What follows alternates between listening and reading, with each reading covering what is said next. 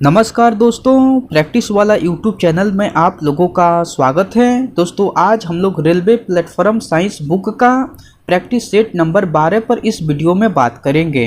तो आप वीडियो को पूरा देखिए, आपके लिए एक एक सवाल इम्पोर्टेंट है। दोस्तों आपके एग्ज़ाम में इस वीडियो से सेम टू सेम सवाल देखने को मिलेगा, तो आप एक एक सवाल का इम्पोर्टेंट समझिए और अच्छे से तैयारी कीजिए। ओके दोस्तों, चलिए हम लोग डायरेक्ट क्वेश्चन देख लेते हैं। नेक्स्ट क्वेश्चन 536 नंबर कह रहा है कि दो निकायों के बीच गुरुत्वीय बल के लिए निम्नलिखित में से कौन सा कथन सत्य है। 4 कथन दिया गया है, इनमें से आपको चुनकर बताना है कि दो निकायों के बीच गुरुत्वीय बल के लिए निम्नलिखित में से कौन सा कथन सत्य है। तो कथन बी कह रहा है कि दो निकायों के बीच गुरुत्वीय बल हमेशा आकर्षी होता है। यही कथन जो है आपका सत्य है, तो ऑप्शन बी जो है बिल्कुल सही उत्तर हो जाएगा। ओके चलिए नेक्स्ट क्वेश्चन देख लेते हैं। नेक्स्ट क्वेश्चन कह रहा है कि किसी वस्तु पर बाहरी धक्के या खिंचाव को क्या कहते हैं। 4 ऑप्शन दिया गया है, इनमें से आपको चुनकर बताना है कि किसी वस्तु पर बाहरी धक्के या खिंचाव को क्या कहते हैं। तो बल कहते हैं। क्या कहते हैं दोस्तों? तो बल कहते हैं। ऑप्शन ए जो है बिल्कुल सही उत्तर हो जाएगा। ओके चलिए नेक्स्ट क्वेश्चन देख लेते हैं। नेक्स्ट क्वेश्चन कह रहा है कि ऊर्जा न तो उत्पन्न की जा सकती है और न ही नष्ट की जा सकती है, लेकिन इसे एक से दूसरे में परिवर्तित किया जा सकता है। इसे डैश कहा जाता है। तो इसे ऊर्जा संरक्षण का नियम कहा जाता है। तो इसे क्या कहा जाता है? तो इसे ऊर्जा संरक्षण का नियम कहा जाता है। ऑप्शन बी जो है बिल्कुल सही उत्तर हो जाएगा। ओके चलिए नेक्स्ट क्वेश्चन देख लेते हैं। नेक्स्ट क्वेश्चन कह रहा है कि रिक्त स्थान भरे। जैसे कि न्यूटन का गति का पहला नियम किसका एक माप है। 4 ऑप्शन दिया गया है, इनमें से आपको चुनकर बताना है कि न्यूटन का गति का पहला नियम किसका एक माप है। तो आपको बल का एक माप है। न्यूटन का गति का पहला नियम जो है बल का एक माप है। ऑप्शन बी जो है बिल्कुल सही उत्तर हो जाएगा। ओके चलिए नेक्स्ट क्वेश्चन देख लेते हैं। नेक्स्ट क्वेश्चन कह रहा है कि निम्नलिखित में से कौन सा कथन न्यूटन के गति के तीसरे नियम के लिए सही है। तो कथन डी कह रहा है कि बल अलग अलग निकाय पर विपरीत दिशा में लागू होता है। यही कथन जो है आपको न्यूटन के गति के तीसरे नियम के लिए सही है। तो ऑप्शन डी जो है बिल्कुल सही उत्तर हो जाएगा। ओके चलिए नेक्स्ट क्वेश्चन देख लेते हैं। दोस्तों मैं उम्मीद करता हूं कि क्वेश्चन आपको अच्छे से समझ में आ रहा है।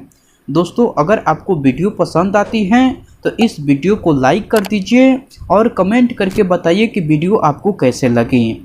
दोस्तों अभी तक आप इस चैनल को सब्सक्राइब नहीं किए हैं तो प्लीज़ इस चैनल को सब्सक्राइब कर लीजिए और बेल आइकन को भी प्रेस कर दीजिए। ओके चलिए नेक्स्ट क्वेश्चन देख लेते हैं। नेक्स्ट क्वेश्चन कह रहा है कि किसी तल के लंबवत कार्य करने वाला बल क्या कहलाता है। 4 ऑप्शन दिया गया है, इनमें से आपको चुनकर बताना है कि किसी तल के लंबवत कार्य करने वाला बल क्या कहलाता है। तो उत्क्षेप कहलाता है। क्या कहलाता है दोस्तों? तो उत्क्षेप कहलाता है। ऑप्शन बी जो है बिल्कुल सही उत्तर हो जाएगा।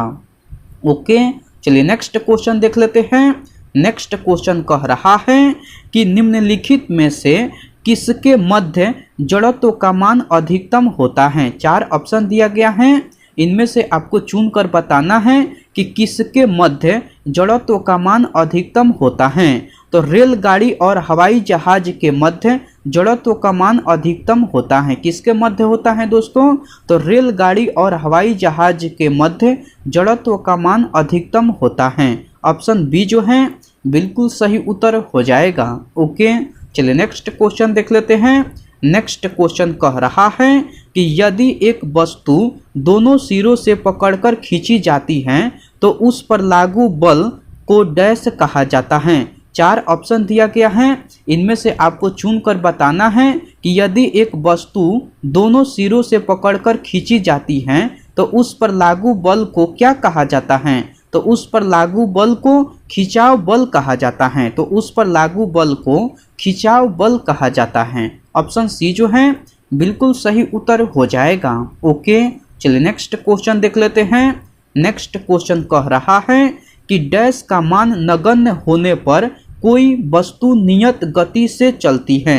4 ऑप्शन दिया गया है, इनमें से आपको चुनकर बताना है कि किसका मान नगण्य होने पर कोई वस्तु नियत गति से चलती है। तो आपको बल का मान नगण्य होने पर कोई वस्तु नियत गति से चलती है। ऑप्शन ए जो है बिल्कुल सही उत्तर हो जाएगा। ओके दोस्तों, चलिए नेक्स्ट क्वेश्चन देख लेते हैं। नेक्स्ट क्वेश्चन कह रहा है कि निम्नलिखित में से कौन सा कथन गलत है। 4 कथन दिया गया है, इनमें से आपको चुनकर बताना है कि कौन सा कथन गलत है। तो कथन ए कह रहा है कि बल युग्म में होते हैं। बिल्कुल कथन ए जो है आपका सही है। कथन बी कह रहा है कि क्रिया और प्रतिक्रिया बल समान पिंड पर लगते हैं। ये कथन जो है आपका गलत है। कथन सी कह रहा है कि बी युक्त बल मौजूद नहीं होता है। बिल्कुल कथन सी भी आपका सही है। कथन डी कह रहा है कि क्रिया और प्रतिक्रिया बल भिन्न पिंडों पर लगते हैं। बिल्कुल कथन डी भी आपका सही है। यानी कि केवल कथन बी जो है क्रिया और प्रतिक्रिया बल समान पिंड पर लगते हैं, यही कथन जो है आपका गलत है। तो हम लोगों को गलत कथन ही चुनना था। तो ऑप्शन बी जो है बिल्कुल सही उत्तर हो जाएगा। ओके, चलिए नेक्स्ट क्वेश्चन देख लेते हैं। नेक्स्ट क्वेश्चन कह रहा है कि जब 2 समान बल किसी पिंड पर एक दूसरे के विरुद्ध दिशा में प्रयुक्त होते हैं तो पिंड पर प्रयुक्त होने वाला कुल बल डैश होगा। तो पिंड पर प्रयुक्त होने वाला कुल बल जो है आपको 0 होगा। कितना होगा दोस्तों? तो 0 होगा। ऑप्शन सी जो है बिल्कुल सही उत्तर हो जाएगा। ओके, चलिए नेक्स्ट क्वेश्चन देख लेते हैं। नेक्स्ट क्वेश्चन कह रहा है कि 2 पिंडों के बीच बल सदैव डैश होता है। तो 2 पिंडों के बीच बल सदैव आपको समान और विपरीत दिशा में प्रयुक्त होते हैं। 2 पिंडों के बीच बल सदैव समान और विपरीत दिशा में प्रयुक्त होते हैं। ऑप्शन सी जो है बिल्कुल सही उत्तर हो जाएगा। ओके, चलिए नेक्स्ट क्वेश्चन देख लेते हैं। नेक्स्ट क्वेश्चन कह रहा है कि 1 न्यूटन बराबर होता है। 4 ऑप्शन दिया गया है, इनमें से आपको चुनकर बताना है कि 1 न्यूटन किसके बराबर होता है। तो 1 न्यूटन जो है 1 केजी मीटर पर सेकंड स्क्वायर के बराबर होता है। 1 न्यूटन जो है आपको 1 केजी मीटर पर सेकंड स्क्वायर के बराबर होता है। तो ऑप्शन ए जो है बिल्कुल सही उत्तर हो जाएगा। ओके, चलिए नेक्स्ट क्वेश्चन देख लेते हैं। नेक्स्ट क्वेश्चन कह रहा है कि यदि संवेग p और वेग v दिया हुआ हो तो द्रव्यमान m ज्ञात करने के लिए प्रयुक्त सूत्र होगा। तो p बराबर होता है mv। तो m बराबर हो जाएगा आपको p बटा v। p बटा v कोई ऑप्शन में नहीं है तो हम ऑप्शन को सुधारेंगे। तो ऑप्शन डी को सुधार करके p बटा v कर देंगे। m बराबर होता है p बटा v। तो ऑप्शन आपका डी जो है सही उत्तर हो जाएगा। यानी कि ऑप्शन सुधारा गया है। p m बराबर हो जाएगा आपको p बटा v, इसीलिए ऑप्शन डी सही उत्तर होगा। ऑप्शन डी जो है बिल्कुल सही उत्तर हो जाएगा। ओके, चलिए नेक्स्ट क्वेश्चन देख लेते हैं। नेक्स्ट क्वेश्चन आपको कह रहा है कि संवेग डैश के बराबर होता है। 4 ऑप्शन दिया गया है, इनमें से आपको चुनकर बताना है कि संवेग किसके बराबर होता है। तो संवेग जो है आपको द्रव्यमान गुने वेग के बराबर होता है। संवेग किसके बराबर होता है? तो द्रव्यमान गुने वेग के। ऑप्शन सी जो है ऑप्शन बी जो है बिल्कुल सही उत्तर हो जाएगा। ओके, चलिए नेक्स्ट क्वेश्चन देख लेते हैं। नेक्स्ट क्वेश्चन आपको 551 नंबर कह रहा है कि न्यूटन का गति का तीसरा नियम निम्नलिखित में से किस स्थितियों पर लागू होता है। 4 आपको स्थिति दिया गया है, इनमें से आपको चुनकर बताना है कि न्यूटन का गति का तीसरा नियम निम्नलिखित में से किस स्थितियों पर लागू होता है। तो जब कोई व्यक्ति नाव से नदी के किनारे कूदता है तो नाव पीछे की ओर हो जाती है। इसी स्थितियों में न्यूटन के गति का तीसरा नियम लागू होता है। तो ऑप्शन ए जो है बिल्कुल सही उत्तर हो जाएगा। ओके, चलिए नेक्स्ट क्वेश्चन देख लेते हैं। नेक्स्ट क्वेश्चन कह रहा है कि किसी वस्तु का जड़त्व मापने की इकाई निम्न में से क्या है? 4 ऑप्शन दिया गया है, इनमें से आपको चुनकर बताना है कि किसी वस्तु का जड़त्व मापने की इकाई निम्न में से क्या है? तो आपको द्रव्यमान है। क्या है दोस्तों? तो द्रव्यमान है। ऑप्शन सी जो है बिल्कुल सही उत्तर हो जाएगा। ओके, चलिए नेक्स्ट क्वेश्चन देख लेते हैं। नेक्स्ट क्वेश्चन कह रहा है कि गति का दूसरा नियम डैश से संबंधित है। 4 ऑप्शन दिया गया है, इनमें से आपको चुनकर बताना है कि गति का दूसरा नियम किससे संबंधित है? तो गति का दूसरा नियम जो है आपको संवेग से संबंधित है। किससे संबंधित है दोस्तों? तो संवेग से। ऑप्शन डी जो है बिल्कुल सही उत्तर हो जाएगा। ओके, चलिए नेक्स्ट क्वेश्चन देख लेते हैं। नेक्स्ट क्वेश्चन कह रहा है कि डैश एक ऐसा कारक है जो किसी निकाय को गतिमान अवस्था में लाता है या लाने का प्रयास करता है, या रोकता है या रोकने का प्रयास करता है। तो बल जो है एक ऐसा कारक है जो किसी निकाय को गतिमान अवस्था में लाता है या लाने का प्रयास करता है, या रोकता है या रोकने का प्रयास करता है। कौन करता है? तो बल करता है। ऑप्शन सी जो है बिल्कुल सही उत्तर हो जाएगा। ओके, चलिए नेक्स्ट क्वेश्चन देख लेते हैं। नेक्स्ट क्वेश्चन कह रहा है कि निम्नलिखित में से कौन सा उदाहरण न्यूटन के गति विषयक तृतीय नियम की व्याख्या करता है? तो आपको रॉकेट लॉन्च करना जो है न्यूटन के गति के तृतीय नियम की व्याख्या करता है। कौन करता है दोस्तों? तो रॉकेट लॉन्च करना जो है न्यूटन के गति के तृतीय नियम के लिए व्याख्या करता है। ऑप्शन डी जो है बिल्कुल सही उत्तर हो जाएगा। ओके, चलिए नेक्स्ट क्वेश्चन देख लेते हैं। नेक्स्ट क्वेश्चन कह रहा है कि यदि बल F और त्वरण A दिया हुआ हो तो वस्तु का द्रव्यमान m ज्ञात करने का सूत्र डैश होगा। तो आपको होता है F बराबर ma, तो आपको m ज्ञात करना है तो F बटा A हो जाएगा। F बटा A ऑप्शन बी में है, तो ऑप्शन बी बिल्कुल सही उत्तर हो जाएगा। ओके, चलिए नेक्स्ट क्वेश्चन देख लेते हैं। नेक्स्ट क्वेश्चन कह रहा है कि जब बल और विस्थापन के बीच का कोण 90 डिग्री हो तो किया गया कार्य डैश होगा। 4 ऑप्शन दिया गया है, इनमें से आपको चुनकर बताना है कि जब बल और विस्थापन के बीच का कोण 90 डिग्री हो तो किया गया कार्य क्या होगा?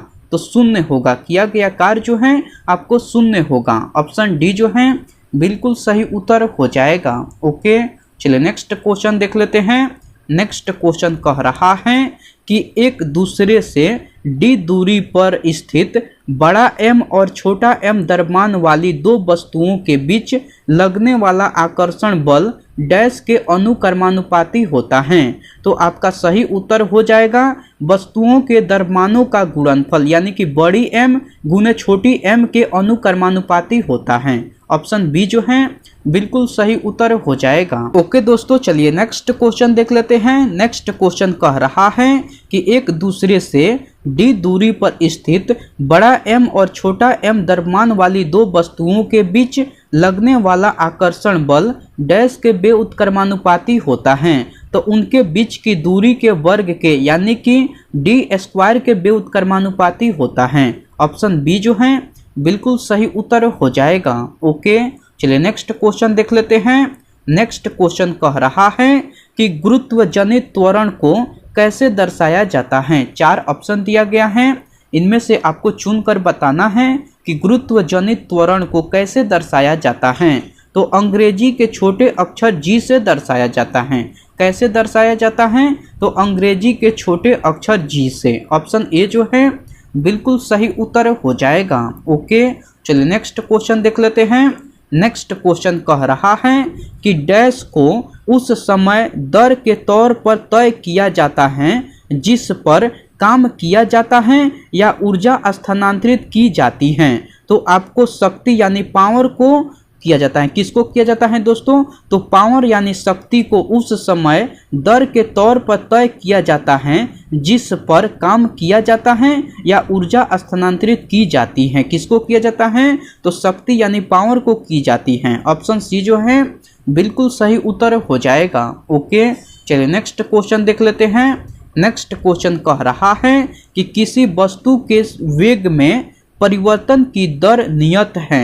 इसका औसत वेग कितना होगा। 4 ऑप्शन दिया गया है, इनमें से आपको चुनकर बताना है कि किसी वस्तु के वेग में परिवर्तन की दर नियत है, तो इसका औसत वेग कितना होगा।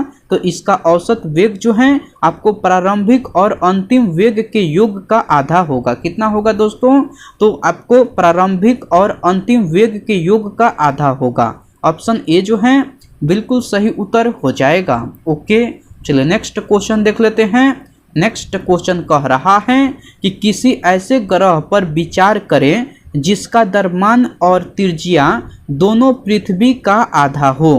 पृथ्वी पर W द्रव्यमान वाले किसी वस्तु का द्रव्यमान उस ग्रह पर कितना होगा। तो 2W होगा। कितना होगा दोस्तों, तो 2W होगा। ऑप्शन ए जो है बिल्कुल सही उत्तर हो जाएगा। ओके, चलिए नेक्स्ट क्वेश्चन देख लेते हैं। नेक्स्ट क्वेश्चन कह रहा है कि यदि किसी गेंद के द्रव्यमान और गति दोनों को दोगुना कर दिया जाए तो गतिज ऊर्जा कितने गुना हो जाएगी। 4 ऑप्शन दिया गया है, इनमें से आपको चुनकर बताना है कि यदि किसी गेंद के द्रव्यमान और गति दोनों को दोगुना कर दिया जाए तो गतिज ऊर्जा कितनी गुनी हो जाएगी। तो गतिज ऊर्जा जो है आपको 8 गुनी हो जाएगी। ऑप्शन बी जो है बिल्कुल सही उत्तर हो जाएगा। ओके, चलिए नेक्स्ट क्वेश्चन देख लेते हैं। नेक्स्ट क्वेश्चन कह रहा है कि किसी वस्तु का द्रव्यमान इसके डैश का सांख्यिक माप होता है। 4 ऑप्शन दिया गया है, इनमें से आपको चुनकर बताना है कि किसी वस्तु का द्रव्यमान इसके डैश का सांख्यिक माप होता है। तो आपको जड़त्व का सांख्यिक माप होता है। किसी वस्तु का द्रव्यमान इसके जड़त्व का सांख्यिक माप होता है। ऑप्शन ए जो है बिल्कुल सही उत्तर हो जाएगा। ओके, चलिए नेक्स्ट क्वेश्चन देख लेते हैं। नेक्स्ट क्वेश्चन कह रहा है कि अधिक डैश वाली वस्तु का जड़त्व अधिक होता है।